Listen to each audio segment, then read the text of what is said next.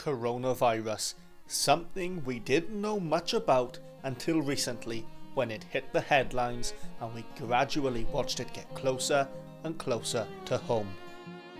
To find out how the COVID-19 pandemic is affecting farmers, I've come here to Pencoed Farm on the southern edge of the Brecon Beacons to meet Welsh Hill farmer and Vice President of the Farmers Union of Wales, Brian Bowen.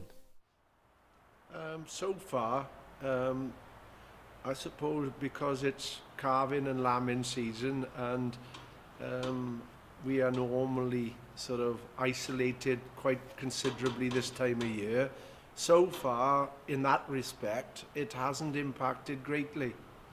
It's the long-term impact going forward is going to be the biggest issue. Usually in normal circumstances, Brian would have had a lambing assistant during the busy period. However, this year it's just him and his son Carl. We chose straight away to sort of avoid that.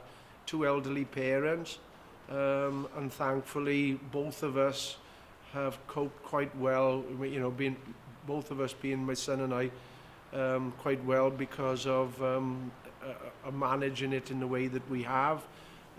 Yeah, things could have been better. Yes, things could have been easier, but I think we've got through on that one. As Vice President of the Farmers Union of Wales, how are you managing with meetings and contacting different representatives within the union? Well, we have, because of the social distancing and contact with people, we're doing it via teleconferences at the moment, and that at least is giving us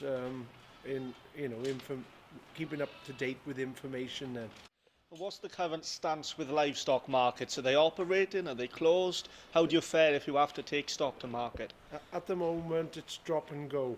You book your animals in with the auctioneers or tell them that you're bringing them, and then you go to market with your load of animals, be it cattle, sheep, whatever it is, and the market staff deal with the animals. You have your paperwork already and they pen them, and then the auctioneers deal with the selling via people who are arranged to come and buy the animals.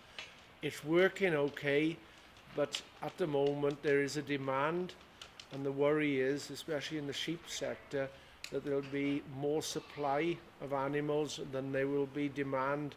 So this is a very unprecedented time for us all, but it brings a different way of farming and buying and selling to you. I'm sure you won't forget this anytime soon. Yeah, it's possible to carry on doing it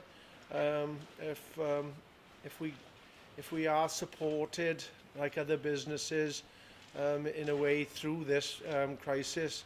I'm certain we'll survive. Everybody has to eat food, but yeah, it is a little bit more difficult than what's normal.